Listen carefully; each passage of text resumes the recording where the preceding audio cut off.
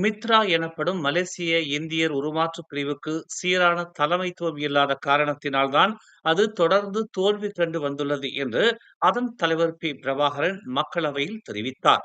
மித்ராவின் தலைமைத்துவம் அடிக்கடி மாறியதால் இந்திய சமூகத்தை கைதூக்கி விடுவதற்கான நீண்டகால முயற்சிகளுக்கு இடையூறு ஏற்பட்டுள்ளது என்று அவர் குறிப்பிட்டார்.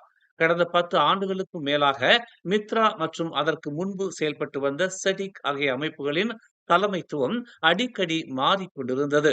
ஒவ்வொரு ஆண்டும் தலைமை இயக்குநர்கள் மாற்றப்பட்டனர். தலைமைத்துவங்களும் மாறின. அத்தகைய மாற்றங்கள் நடைபெறும் போது மித்ராவின் கொள்கைகளும் மாறின.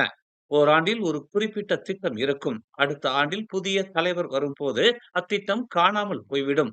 அதனால்தான் உண்மையான உருமாற்றம் எதுவும் ஏற்படவில்லை என்று பக்காத்தான் ஹரப்பானின் பத்து நாடாளுமன்ற உறுப்பினருமான பிரபாகரன் தெரிவித்தார். மேலும் செய்திகளை தெரிந்து கொள்ள தமிழ் மலர் நாளிதழை பாருங்கள். உடனுக்குடன் செய்திகளை தெரிந்து கொள்ள தமிழ் மலர் இணையதளம், தமிழ் மலர் செயலி மற்றும் மலர் டிவி யூடியூப் சேனலை வலம் வாருங்கள். எங்களோடு இணைந்திருக்க மலர் டிவியை பதிவு செய்து கொள்ளுங்கள். உறவுகள் மகிழ்ந்திட விருப்பம் மற்றும் பகிர்வு சேவையை சொடுக்கிடுங்கள்.